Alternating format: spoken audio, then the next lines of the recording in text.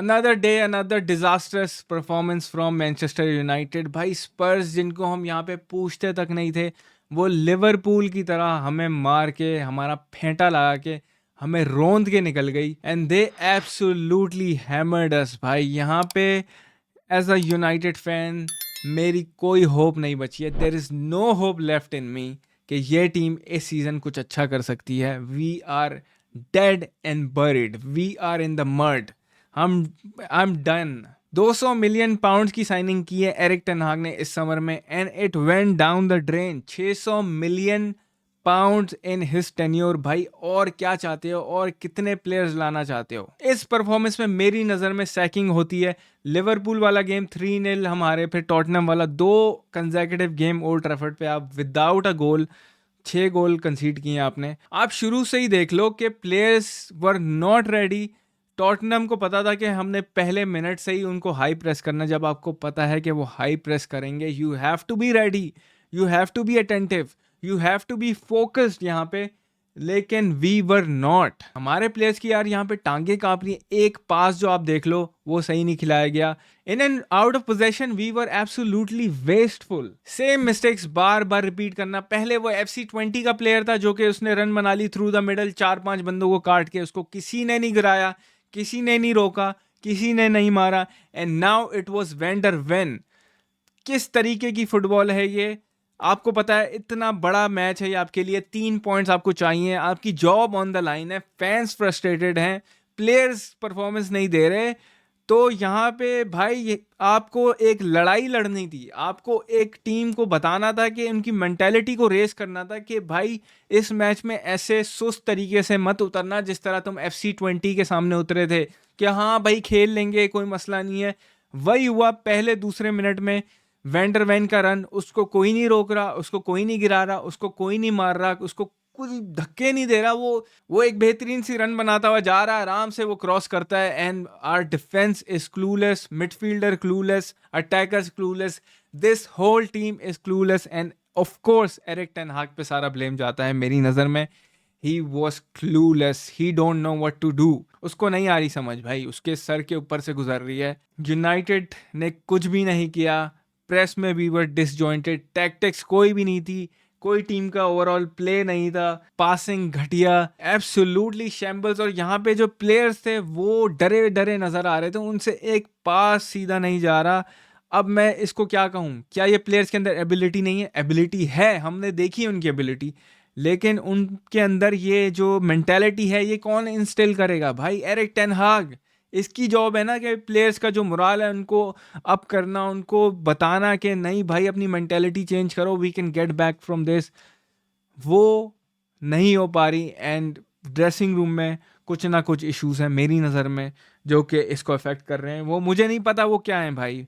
There is something really really wrong at this club. कुछ ना कुछ ऐसा चल रहा है जो कि ये परफॉर्मेंस आप देख लो, मेंटालिटी प्लेयर्स की कहीं भी नज़र नहीं आ रही। रोनाल्डो ने क्रिटिसाइज़ किया था टेन हाग को about the mentality, and I think यहाँ पे टेन हाग के ऊपर पूरा पूरा ब्लेम जाता है कि वो अच्छी तरीके से मेंटालिटी इंस्टिल नहीं कर पाया। एक विनिंग मेंटालिटी चाहिए होती है यहाँ पे बड़े मैचेस में कि आप फ्रंट फुट पे खेलो। आप होम पे खेल रहे हो यार, आप कौन सा उनके होम पे खेल रहे हो जाके, आप कौन सा अवे गेम खेल रहे हो यहाँ पे? You are playing at home, आपके पास फैंस हैं। आप अगर पहले मिनट से टैकल डालोगे तो फैंस आपका साथ देंगे। Every tackle you have to be first, वहाँ पे फर्स्ट होना था, पास एवरीथिंग आपको। भाई वी वर सो पुअर यार, सो पुअर। कितनी दफ़ा हमने पोजेशन वेस्ट किया है, मतलब मेरा दिल चाह रहा था कि मैं अंदर घुस के एरिक टेन हाग की गुद्दी पे चंपे लगाऊं और साथ में प्लेयर्स के भी चंपे लगाऊं कि भाई एक पास इनसे सही नहीं जा रहा। अबे भाई प्रेस हो रही है तो कुछ और ट्राई करो, कुछ रोक के कहीं साइड वेज खेल लो। मिडल में डाले जा रहे हो, बंदा भी नहीं है आपका, आप इस तरीके से। We could not get out of our half. यहाँ पे स्पर्स ने टोटली हमारा गला घोट के हमें सफोकेट करके हमें मारा है। ये हार थोड़ी परफॉर्मेंस के साथ होती ना तो फिर भी मैं मान लेता कि चलो कुछ ना कुछ हमें पॉजिटिव दिखाए। Absolutely zero positives from this game. अब लोग यहाँ पे बात कर रहे हैं ब्रूनो फर्नांडिस के बारे में। Fans have been calling out to him कि भाई वो परफॉर्मेंस नहीं आ रही ब्रूनो की। ये लो भाई रेड कार्ड हो गया है, अब he will be missing Aston Villa वाला game, Brentford and West Ham, तो 3 गेम्स के लिए वो होगा नहीं। मेरी नज़र में वो येलो कार्ड था। देयर वाज नो वे कि ऐसा कॉन्टैक्ट हुआ कि भाई वो बिल्कुल ही रेड कार्ड, स्ट्रेट रेड देने वाला था। एक बहुत ही घटिया डिसीजन फ्रॉम क्रिस कैवेना। यहाँ पे यूनाइटेड ने घटिया नहीं खेला, साले रेफरी ने भी घटिया खेला है। लेकिन अब मैं इस पे क्या इतनी बात करूं, बात ये है ना कि विद ब्रूनो हम फिर भी एज अ 10 मैन ही लग रहा था। पूरी टीम ही इतना घटिया खेल रही थी। अब मैं उस रेड कार्ड को क्या बोलूं कि उसकी वजह से हम हार गए? नहीं भाई, हम इसलिए हारे हैं कि we were shit, we were absolutely टट्टी। हमने स्टार्ट ही घटिया किया, हमने कुछ नहीं किया पहले हाफ और फिर रेड कार्ड हो गया। हाँ, सेकंड हाफ में हमारा कुछ ना कुछ मेंटालिटी चेंज हो गया, हम क्या पता गोल निकाल लेते। लेकिन आप उस पर रिलाई नहीं कर सकते। आप रेफरी को यहाँ पे नहीं बोल सकते कि इसने गेम खराब कर दिया। गेम आपने खुद खराब किया है अपनी परफॉर्मेंस से। आपने कोई हार्ट ही शो नहीं किया, आपने कोई इंटेंट शो नहीं किया ये गेम जीतने का। पहले मिनट से आपकी फटी पड़ी थी, आपके प्लेयर्स डर रहे हैं यहाँ पे बॉल लेने से। इतना अच्छा खेल रही है भाई, 2 years into the job, Ange Postecoglou. सही है, यहाँ पे 2 साल हुए हैं उसको आए हुए, दूसरा सीजन है अगले का, और वो इस तरीके की फुटबॉल खिला रहे हैं। ऑन दी अदर हैंड हमारा मैनेजर, तीसरा साल, 600 million spend, no mentality, no tactics, no in game management. मतलब क्या हो रहा है भाई? मैं इसको क्या बोलूं? We deserve to lose this game. और स्पर्स जो हैं, they are not even playing their best football. वो भी हमारे साथ टेबल पे बैठे हुए थे 10वें पे, जिनको हम कह रहे हैं कि उन्होंने इतनी अच्छी फुटबॉल खेली, उनके लिहाज से वो टट्टी फुटबॉल है। तो सोचो कि हम कितनी टट्टी फुटबॉल खेल रहे हैं, कि हम स्पर्स की टट्टी फुटबॉल को हम बोल रहे हैं उन्होंने बहुत अच्छी खेली, and they are striving to be better यहाँ पे, और we are no way near.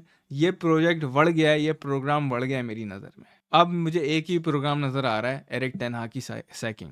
मैंने बहुत बैक किया है मैनेजर को, मैं अभी भी नहीं चाहता कि सैकिंग हो, लेकिन भाई this man needs to wake up from the dream. कि कब आएंगी परफॉर्मेंस भाई? प्लेयर्स ले आए, 200 मिलियन लगा दिए, 600 मिलियन लगा दिए, ये प्लेयर चाहिए था, वो प्लेयर चाहिए था, सब आपको पूरी आईएक्स की टीम उठा के दे दी है।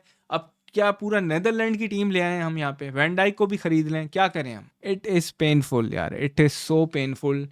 ये defeat, I was expecting a lot from United. यहाँ पे मैंने उम्मीदें लगाई थी इस टीम पे। मैं आई वॉज रॉन्ग यार, every United fan was wrong जो कि एक्सपेक्ट कर रहा था इस टीम से।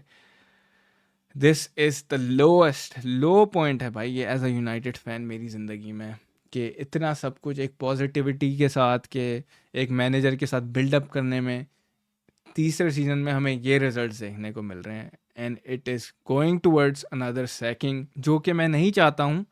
लेकिन समहाउ डायरेक्शन ऐसी ही बता रही है, और इनियोस को यहाँ पे बहुत इंपॉर्टेंट और बहुत बड़े डिसीजंस लेने पड़ेंगे। एरिक टेन हाग ने वैसे तो कह दिया है कि we are on the same page, लेकिन मुझे लगता है कि यहाँ पे स्टोरी कुछ और ही है। वो तो अब आगे ही पता चलेगा। Aston Villa away, not going to be easy. तो 3-0 की डिफीट एक बहुत पेनफुल डिफीट है as a United fan, specially against Spurs.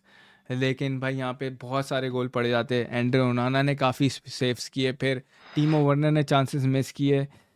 I don't know what to say man. I am done. I need a rest, मुझे rest चाहिए।